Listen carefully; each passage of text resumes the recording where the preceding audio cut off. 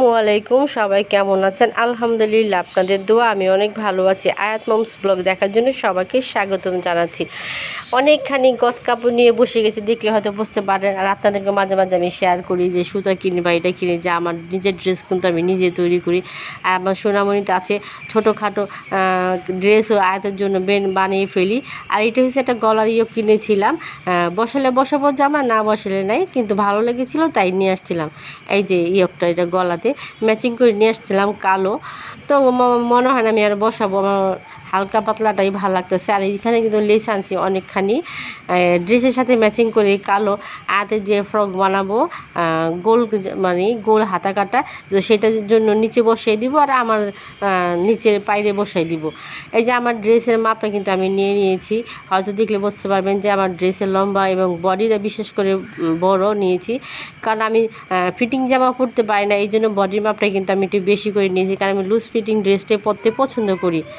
তো আমি এখানে কেটে ফেলেছি আমার জামাটা। এখন আমি আটাদের আস্তে আস্তে করে কাটবো, কারণ একা হাতে ভিডিও তো পুরোপুরি আসলে দিতে পারতেছি না। এই যে আমি কিন্তু আয়াতের কাপড়টা নিয়ে বসে গেছি, আর এখানে আমার সালোয়ারটা বানিয়ে ফেলছি, আর আয়াতেরটাও এখন কাটবো। এই যে কাটা কিন্তু শেষ, মোটামুটি আমার কামিজও কাটা শেষ, আর সালোয়ার বা কাটাও শেষ। আমার সালোয়ার কামিজ কিন্তু বানানো হয়ে গেছে, সেগুলো আর ভিডিও শেয়ার করলাম না।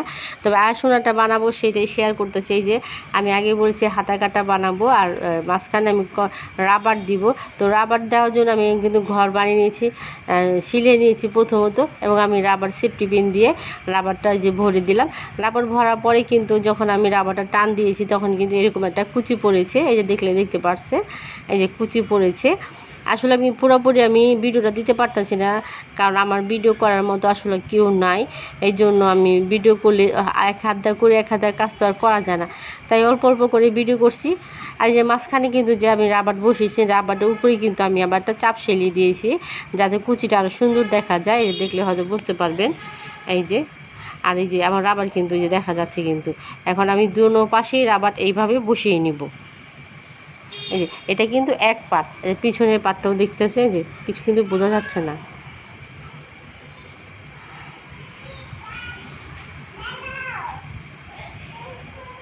এই যে দেখেন দুইটা হাতা বানিয়েছি, এখানেও কিন্তু আমি রাবার ভরে ফেলেছি, এবং রাবার ভরে কিন্তু আমি মাঝখানে একটা শিলি দিয়ে নিয়েছি, চাপ শিলি, যাতে কুচিটা সুন্দর দেখা যায়।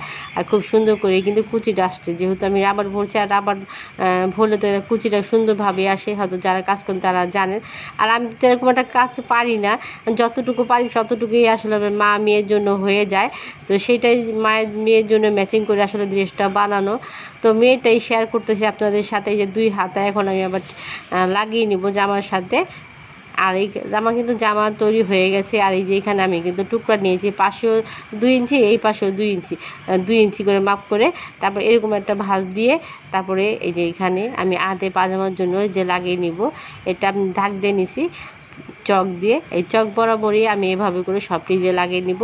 আর এই পাশে কিন্তু আমার এক পায়ে কিন্তু সোনারটা হয়ে গেছে, যে দেখলে কিন্তু বুঝতে পারবেন।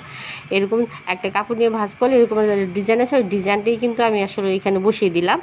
আর সোনার পাজামা, তবে আমার পাজামা যে বসাই না তা না, আমার পাজামা বসাইছি। তবে আর সোনারটাই শেয়ার করলাম, যে এখন আমার ড্রেসটা কিন্তু সম্পূর্ণ হয়ে গেছে। যদি দেখেন আয়াসোনার লেস লাগানো ড্রেস, হাতা সম্পূর্ণ মিলে কেমন হলো দেখছেন। এই যে আমার আয়াসোনা কিন্তু পরেছে।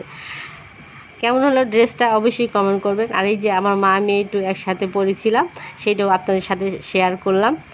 আজকের ভিডিওটা কেমন হলো অবশ্যই কমেন্ট করে জানাবেন। আর আমার ড্রেসটা কেমন হলো মা মেয়ের, সেটাও কমেন্ট করে জানাবেন। এই যে দেখেন আমার আয়াসোনাকে, মাশাআল্লাহ অবশ্যই বলবেন। সবাইকে অনেক অনেক ধন্যবাদ। আসসালামু আলাইকুম। সবাই আমার পাশে থাকবেন, আমি আপনাদের পাশে থাকার চেষ্টা করব। আল্লাহ হাফেজ।